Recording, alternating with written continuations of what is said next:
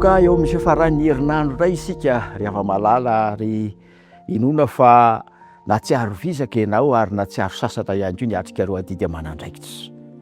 Hiatrika ny faran'ny herinandro isika irariana dia mba hanana fifaliana sy fiadanana ianao.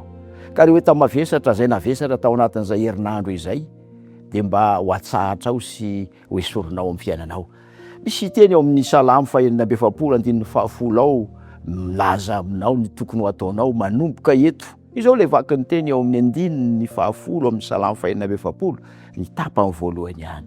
Mitsahara ka aoko ho fantatrao fa izao no Andriamanitra. Eny izy tokony Andriamanitra. Izy no nahary anao. Izy no nampisy anao teto amin'ity tany ity. Izay rehetra natrehanao tamin'ny herinandro dia teo ambany fijeriny izany. Fa androany mandritra ty faran'ny herinandro ity dia tia ny hanana fitsaharana ianao. Koa miteza ary ametraka ny fiainanao eo am-pelantanany. Aza misalasala satria malemy fanahy sy tsy miavina boa izy ka hanome anao fitsaharana tanteraka.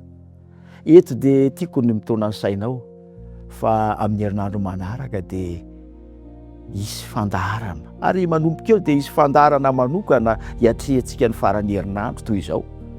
Ka manasa sy manantena fa ianao izay teo androany dia hanaraka izany fandaharana izany mba hahafahanao manana faran'ny herinandro voatà, faran'ny herinandro feno fifaliana, faran'ny herinandro feno fiadanana.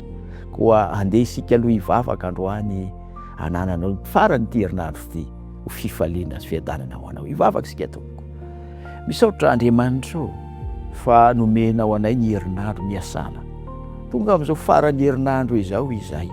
Matoky izay fa ianao no Andriamanitra. Ianao no nahary ary ianao tokoa no namorona. Koa ankehitriny dia mametraka ny fiainana izay eo am-pelantananao. Mametraka ny fiainany mpanomponao io izay miaraka amiko eto ankehitriny koa mba hitsahatra eo aminao izy. Ka hita ny fiadanana miaraka aminao ary dia hanana izany fifaliana izany izy hamakivaky izany faran'ny herinandro izany. Mety nisy fahoriana niatra ampaherezo izy Andriamanitra. Nisy olana natrehana vao ireny ka aoka tsy ho tsapany izany mandritra izao faran'ny herinandro izao fa hanam-piadanam-po izy. Mivavaka dia angatahana sy tononona amin'ny anaran'ilay Jesosy maty ny solo anay amin'ny anarany irery ihany. Amen. Mirasoanao tompoko.